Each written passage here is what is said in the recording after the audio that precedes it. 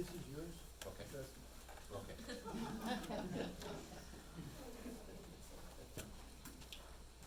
Well, thank you for your warm welcome.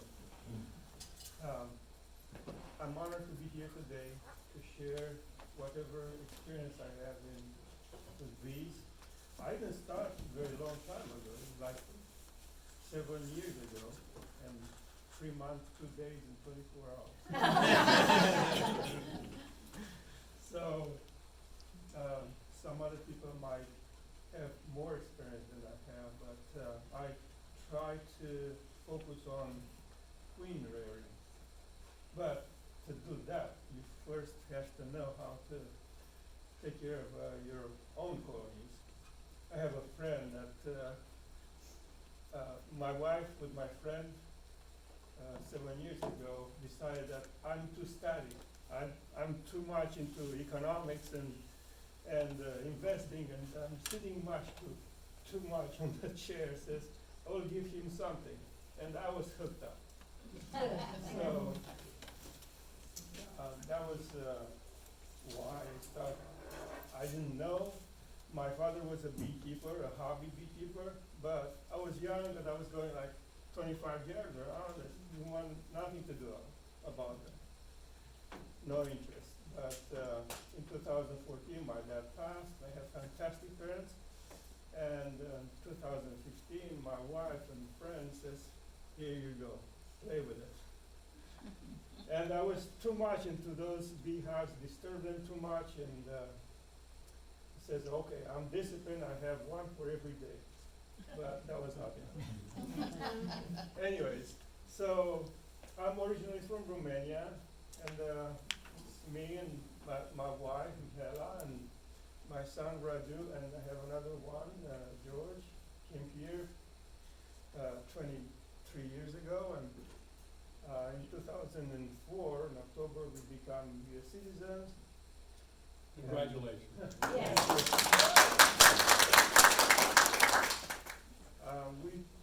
I'm electric power generation engineer by education, into investing by hobby, but it looks like bees are consuming me right now.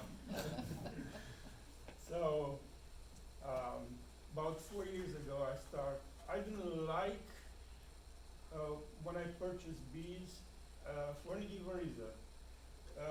I didn't like whatever work, the time. So those are some cons that when you do your own beehives, you don't have to travel, you don't have to wait, or whatever bees, queen bees are available, they will not fit your area.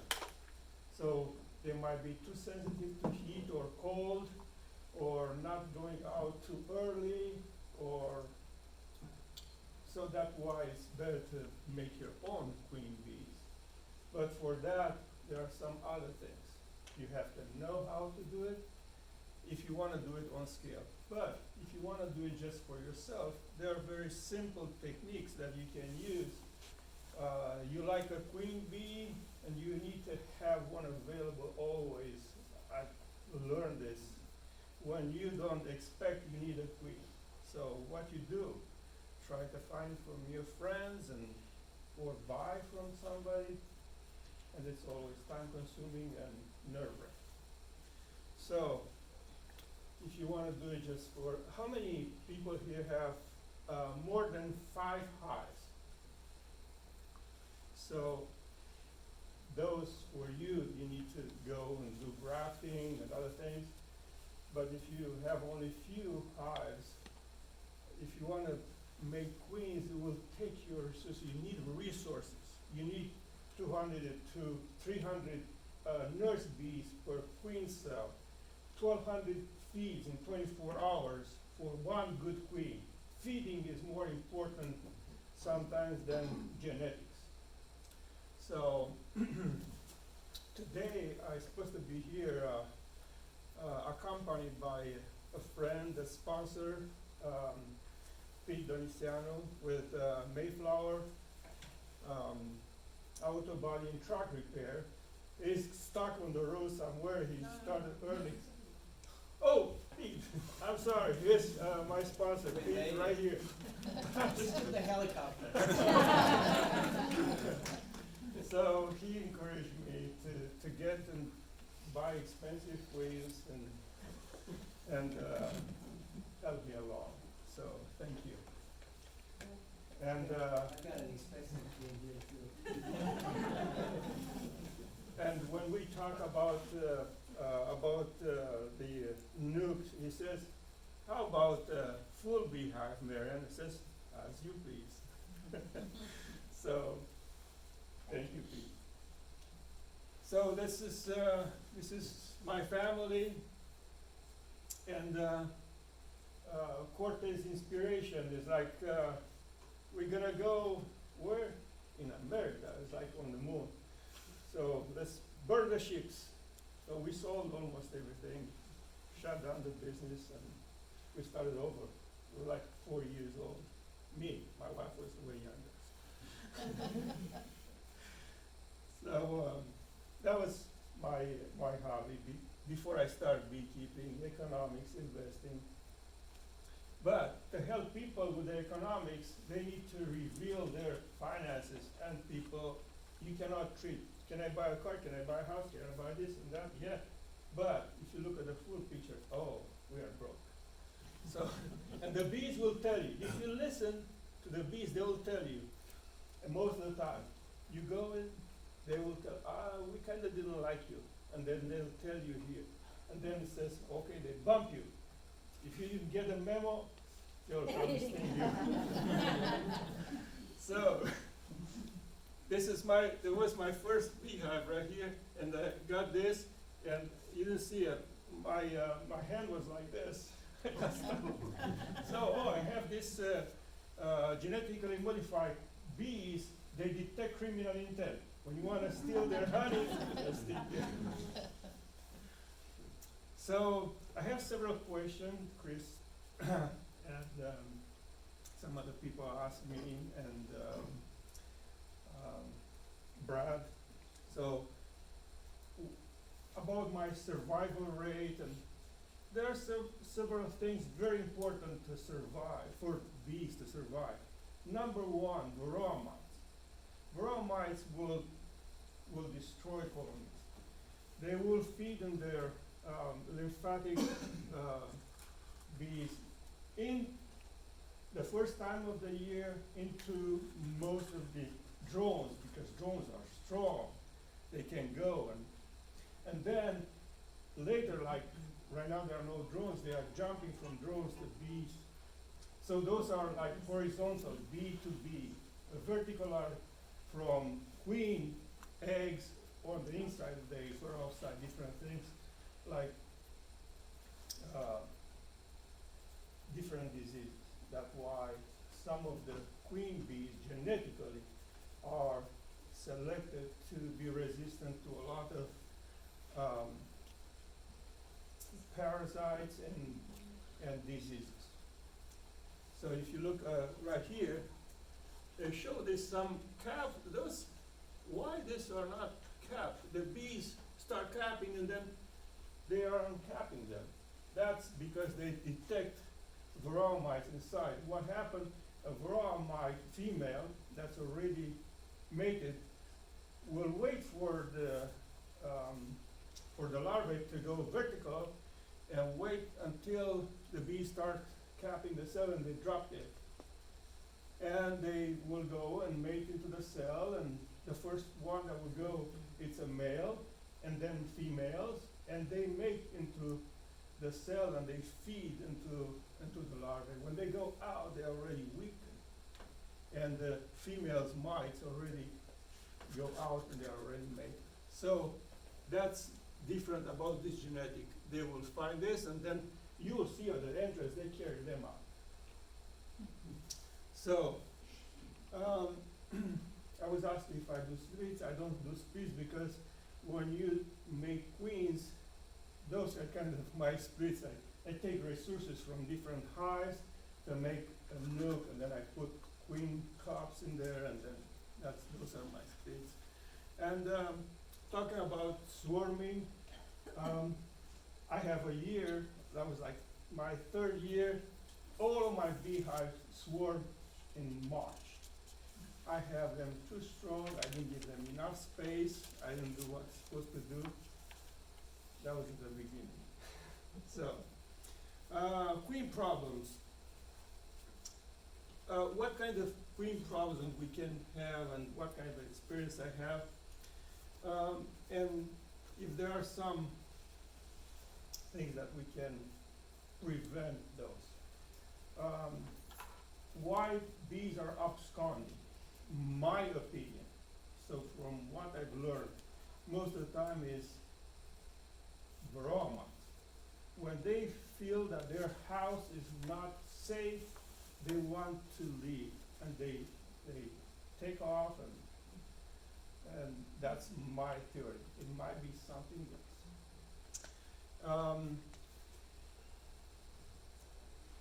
How to prevent, sometimes we kill queens because of our handling.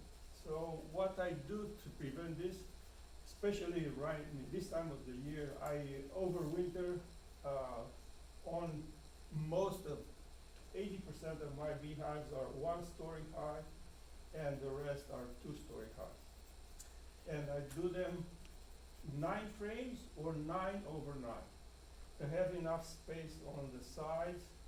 And when you have space, it's easy for handling.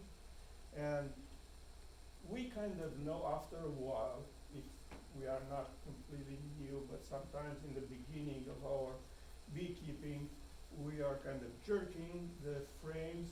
We start from places, if you start from the side, you work your beehives if you have, most of the time, if we have a lot of beehives, we have them in a, and we work them from the back. But if you have only 2 or 4, and you work them from a side, it's easy to work. You put a hanger for a frame, take the last frame out. Most of the time there's no queens, no brood on that frame. It will be probably honey. Take that frame, put it out, and it's easy to handle that. And you look, when you open your beehives, you kind of know that the bees are concentrated in some areas. And that's where the brood nest is for the queen. So when you approach the brood nest, then you pay more attention for where the queen might be. I don't like to mark the queens. Sometimes it happened to me in the beginning, I start to do this, but sometimes they kill the queen. I have a video that I put sometimes a queen. I was marking the queen, it was fainting on my, I thought I killed the queen. It was fainting and I have the queen, I don't know where that is right now. The queen fainted, I thought, oh, the queen is dead. And I put it right there and the bees attend the queen and then she was okay. But sometimes they try to clean that painting, but when you have a lot of hive, you don't have time to look for the queen. You look, you see eggs. That's why I prefer black foundation. On black foundation, especially you work, you want to be sure that the sun is behind you. You look at the black foundation, you see eggs. You see eggs, you have a queen. That's it, simple. You don't need to look for it. Sometimes you can have 2 queens in one hive. I have one, this hive that have 2 queens. So the hive, the bees know that a queen is, something wrong with the queen, will die or was running out of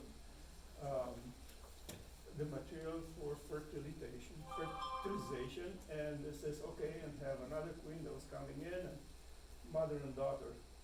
It was on different frames. When I was going back, I cannot find it, so I want to put them side by side and make a video, but I was not able to do that.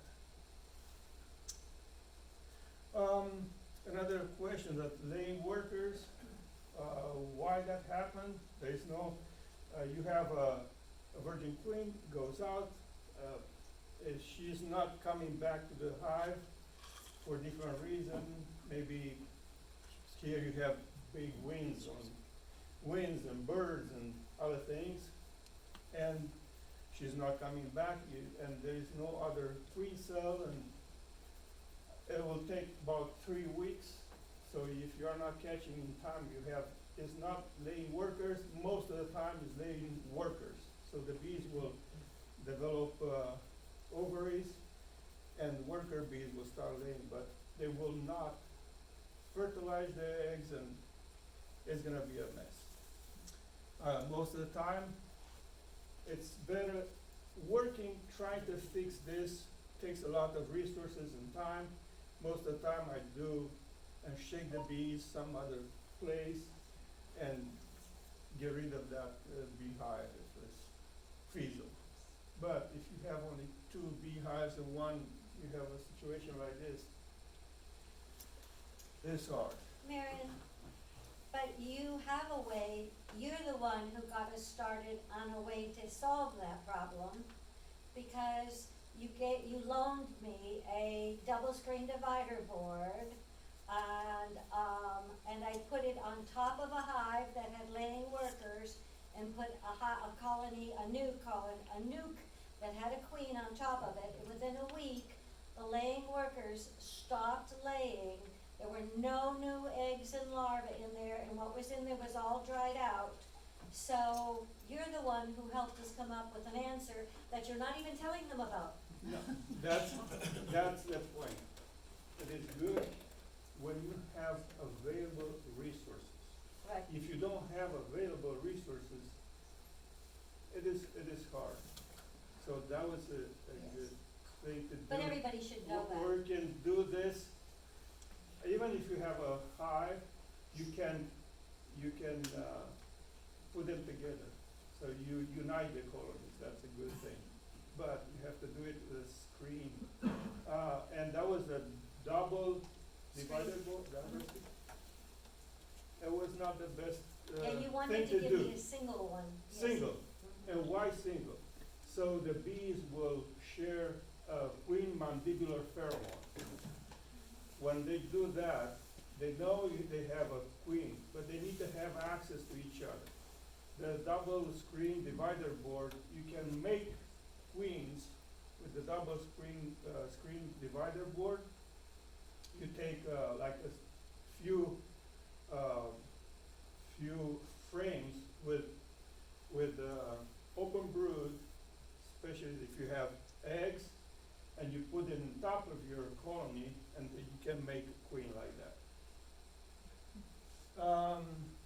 Feeding, this is a way I do feeding. I don't know how you do it, you probably do it inside feeding.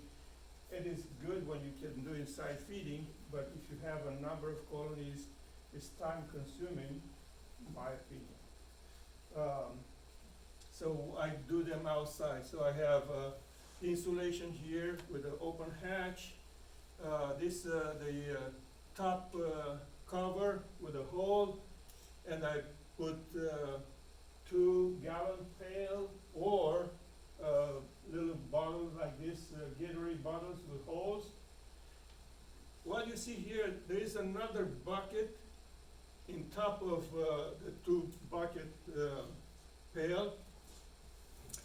And I put this, sometimes those buckets are leaking a little bit before, and you don't want to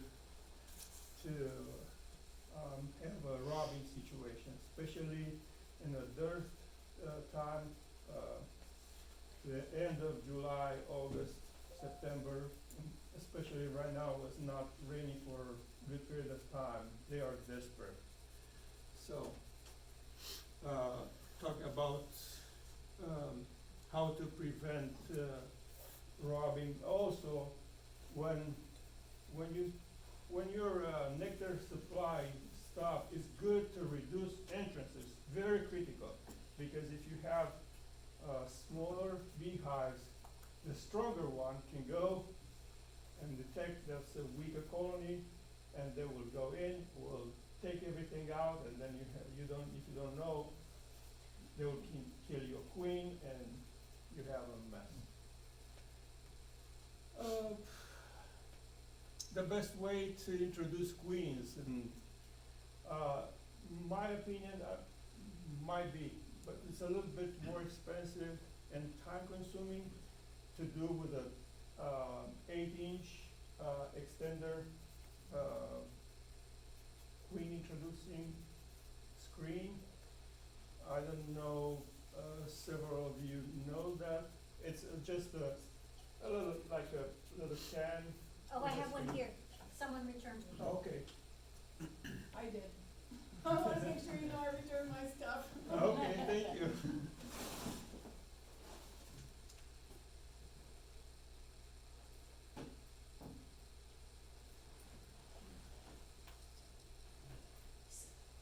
Okay.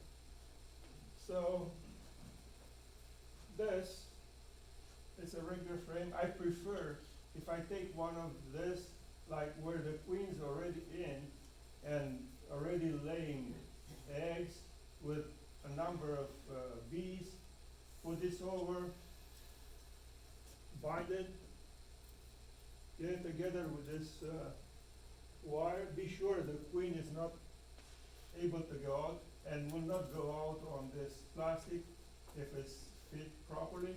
You leave there for like 3 full days and then you take this out. Be sure you don't have a queen in your beehives, because sometimes people says, oh, I don't have a queen, but they might have a queen, but the queen might not laying at a time. Maybe we did a treatment. If you do treatments, sometimes queen bees will stop laying. That's why most of the time when I was doing treatments, and I still do for certain hives, right now I wait until there's no brood. Or I do it right after the honey flow, like in July. And why? Two, you do one treatment, the queen will stop laying, and then you catch a lot of, because if she says that you have a brood break, and it's very good when you treat, when you have no brood in, when you're hive. So, that was my preferred way to introduce, but you can introduce in the regular cases. Observe. It's very important. When you put a queen bee in, observe what's going on. If the queen is accepted from the get-go, bees, resident bees will start going and feeding. If they are not, they kind of try to go and kill it. They will tell you. But we need to tune to those bees. Hive management. What I do, I don't know how you do it. I try to make it as simple as possible.